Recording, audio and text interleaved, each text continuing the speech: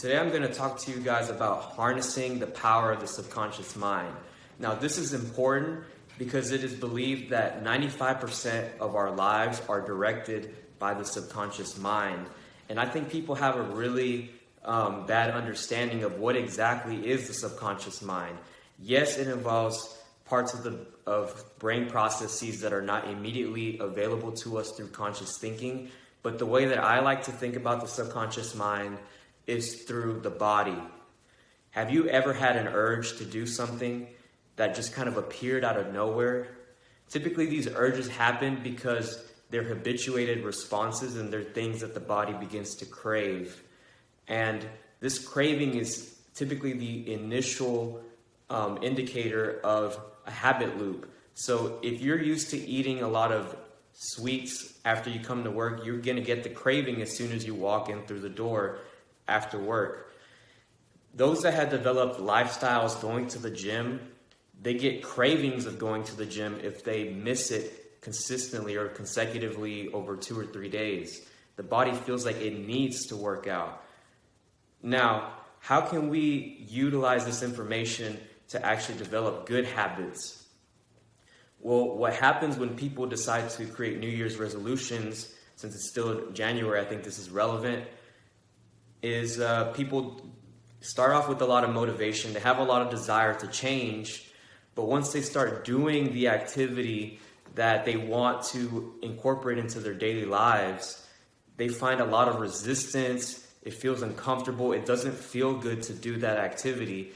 And this is your subconscious mind just signaling to you that this is something unfamiliar, it's different, it's not efficient for your body to carry out. What do I mean by efficient?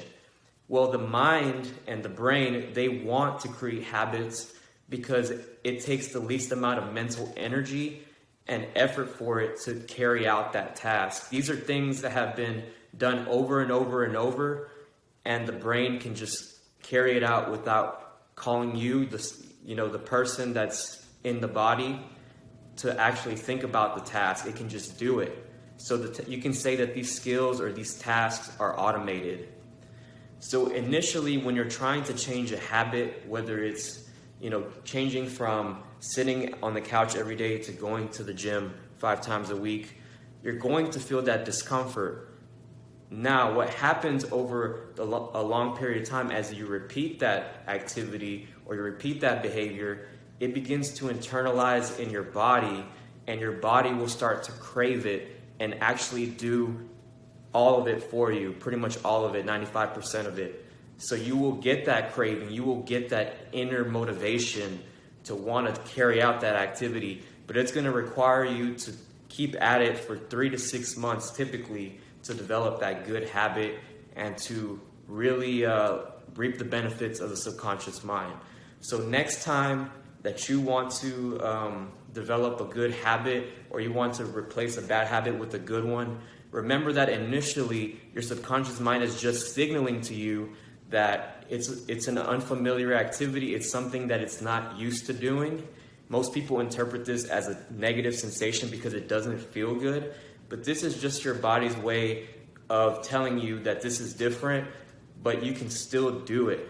There's many people that develop good habits every day, and you can too, but you have to have that long-term perspective that if you do it enough, even if it sucks right now, if you do it enough, eventually your body will take care of the rest for you.